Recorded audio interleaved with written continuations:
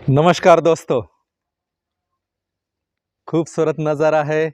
फिर हम नेचर के साथ में हैं और आज हम देख रहे हैं डेली विस्डम में बहुत ही एक खूबसूरत टॉपिक, हु एम आई, मैं कौन हूँ। जैन योगा से हम एक कंसेप्ट ले लेंगे जो पीजे साहिर की किताब है जैन योगा। उन्होंने एक थॉट के ऊपर पॉन्डर करने के लिए कहा है, मतलब एक थॉट के ऊपर चिंतन करने के लिए बताया है। कौन सा थॉट है वो, कौन सा विचार है? What is sleep and who keeps awaken and carry on vital functions during the sleep. मतलब नींद क्या है, और जब हम नींद में होते हैं तो जितने भी इंपॉर्टेंट फंक्शंस है, कार्य है, वो कौन कर रहा है। इस थॉट के ऊपर, इस विचार के ऊपर पीजे साहिर जी चिंतन करने के लिए बोलते हैं, पॉन्डर ऑन दिस थॉट।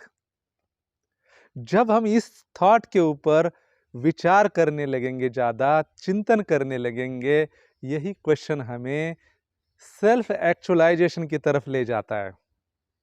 जो मैस्लोस की थ्योरी है, basic need, security safety need, belonging need, esteem need and self actualisation 5वें नंबर पे है। तो ये क्वेश्चन हमें सेल्फ एक्चुअलाइजेशन की तरफ लीड करता है। Who am I, self realization की तरफ लीड करता है। अब इसके लिए थोड़ा सा मैं एक आधार ले लूंगा, एक कहानी का। जनक राजा को एक बार सपना आया था। सपने में उसने देखा कि उसका पूरा राज्य चला गया है। कोई दूसरा राजा था, उसने आक्रमण किया था, वो खुद घायल हो गया, पूरा राज्य भी चला गया, पूरा विवश था,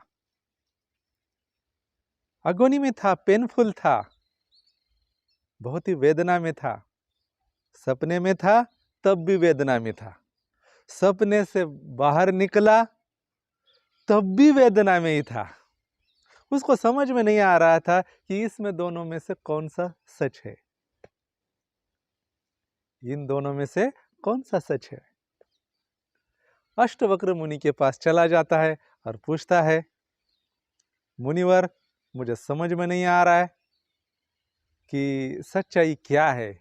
कल मैंने एक सपना देखा था, एक राजा ने आक्रमण किया था और मेरा राज्य भी चला गया, मैं तो भिखारी बन गया और पूरा घायल हो गया था, इंजर्ड था, वेदनावश था।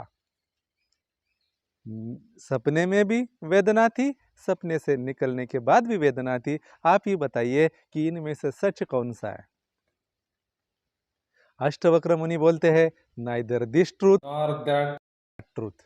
ये भी सच नहीं है, वो भी सच नहीं है। मतलब दोनों भी सच नहीं है, दोनों भी ट्रूथ नहीं है। तो ट्रूथ क्या है? मांडुक्य उपनिषद से हम थोड़ा सा समझने की कोशिश करेंगे। मांडुक्य उपनिषद में कहा गया है, जैसे कि 4 तरह के अवस्था होती है। एक है अपनी जागृत अवस्था, दूसरी है स्वप्नावस्था, तीसरी है सुषुप्ता और चौथी तुरीय अवस्था। जागृत मतलब अवेकनिंग, स्वप्नावस्था मतलब ड्रीमिंग स्टेज, और सुषुप्ता मीन स्लीपिंग स्टेज, एंड तुरीय अवस्था चौथी अवस्था। जब हम जागृत अवस्था में होते हैं, अवेकनिंग में होते हैं, तो हमें समझ में नहीं आता है कि तीनों डायमेंशन के बारे में क्या चल रहा है। जब हम सपने में होते हैं तब भी हमें समझ में नहीं आता है कि बाकी की अवस्था में क्या होता है, मतलब जो डायमेंशन है बाकी का। और जब हम नींद में होते तब भी समझ में नहीं आता कि जागृत में क्या है और बाकी के क्या होता है। एक ही सच है और वो है तुरिया। तुरिया वही सच है, वही घूम रहा है तीनों स्टेज में से, बाकी सब तो इल्यूजन है। इसीलिए तुरिया को जानना ही हमारा पर्पस ऑफ लाइफ है। आदमी ने उसी के लिए काम करना चाहिए।